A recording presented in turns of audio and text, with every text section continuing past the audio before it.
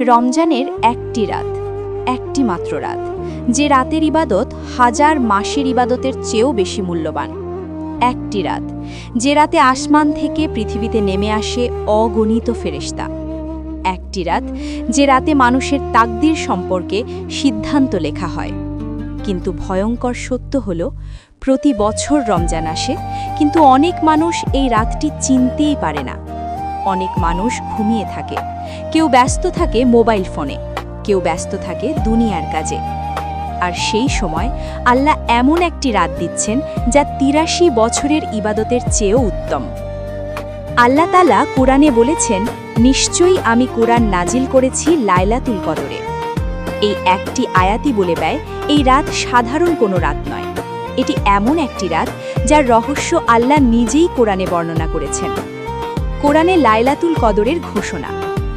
আল্লাহ তাআলা সূরা আল কদরে বলেছেন, নিশ্চয়ই আমি এটিকে নাজিল করেছি লাইলাতুল কদরে। এই আয়াতে এটি বলতে বোঝানো হয়েছে পবিত্র কোরআনকে। আরেক জায়গায় আল্লাহ বলেছেন, নিশ্চয়ই আমি এটিকে নাজিল করেছি এক বরকতময় রাতে। এই আয়াতগুলো থেকে আমরা জানতে পারি, কোরআনের নাজিল শুরু হয়েছিল লাইলাতুল কদরের রাতে। এই রাতটাই শুধু একটি রাত নয়, এটি এমন একটি রাত যা মানব ইতিহাসের সবচেয়ে গুরুত্বপূর্ণ ঘটনাগুলোর একটি বহন করে। হাজার মাসের চেয়েও উত্তম। আল্লাহ তাআলা বলেছেন, লাইলাতুল কদর হাজার মাসের চেয়েও উত্তম। হাজার মাস মানে প্রায় ৮৩ বছর ৪ মাস।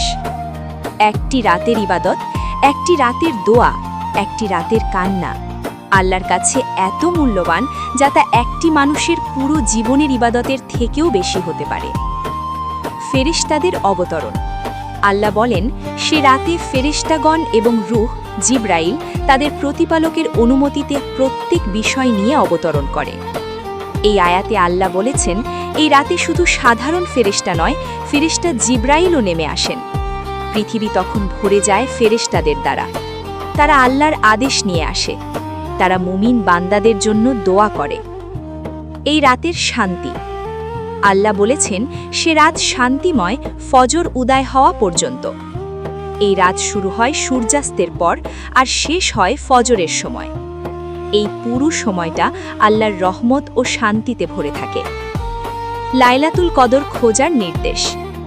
রাসূল সাল্লাল্লাহু আলাইহি ওয়াসাল্লাম বলেছেন, তোমরা লাইলাতুল কদর খোঁজ করো রমজানের শেষ 10 রাতের বেজোর রাতগুলোতে। এই হাদিস আমাদের শেখায়, লাইলাতুল কদর নির্দিষ্ট করে বলা হয়নি, বরং আমাদেরকে নির্দেশ দেয়া হয়েছে শেষ 10 রাতে ইবাদত বাড়াতে। লাইলাতুল কদরে ইবাদতের পুরস্কার। রাসূল সাল্লাল্লাহু আলাইহি ওয়াসাল্লাম বলেছেন, যে ব্যক্তি ঈমান ও সাওয়াবের আশায় লাইলাতুল কদরে কিয়াম করে, তার পূর্বের গুনাহ ক্ষমা করে দেয়া হয়। এই হাদিস একটি বিশাল প্রতিশ্রুতি। একটি রাতের ইবাদত আর আল্লাহ ক্ষমা করে দিতে পারেন একজন মানুষের পূর্বের গুনাহ। লাইলাতুল কদরের দোয়া। আয়েশা রাদিয়াল্লাহু জিজ্ঞেস করেছিলেন, যদি আমি লাইলাতুল কদর পাই তাহলে কি দোয়া করব? রাসূল সাল্লাল্লাহু আলাইহি ওয়াসাল্লাম বলেছেন, আল্লাহুম্মা ইন্নাকা আফুউন তুহিব্বুল আফওয়া ফাফু আন্নি।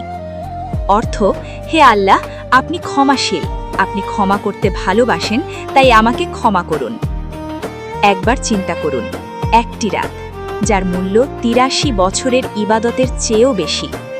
কিন্তু সেই রাত যদি আমরা হারিয়ে ফেলি, যদি সেই রাতে আমরা ঘুমিয়ে থাকি, যদি সেই রাতে আমরা মোবাইল স্ক্রিনে ব্যস্ত থাকি, তাহলে আমরা কি হারাচ্ছি? রাসূল সাল্লাল্লাহু আলাইহি ওয়াসাল্লাম বলেছেন, যে ব্যক্তি লাইলাতুল কদরের কল্যাণ থেকে বঞ্চিত হলো, সে সব কল্যাণ থেকেই বঞ্চিত হলো।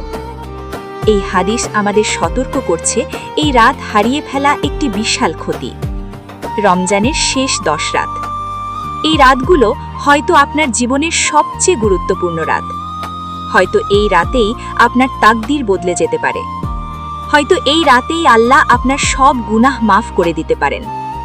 কিন্তু প্রশ্ন হলো, যখন সেই রাত আসবে, তখন কি আপনি ঘুমিয়ে থাকবেন, নাকি আপনি দাঁড়িয়ে থাকবেন আল্লাহর সামনে, চোখে অশ্রু নিয়ে ক্ষমা চাইতে? কারণ একটি রাত, একটি দোয়া, একটি কান্না আপনার আখিরাতকে চিরতরে বদলে দিতে পারে।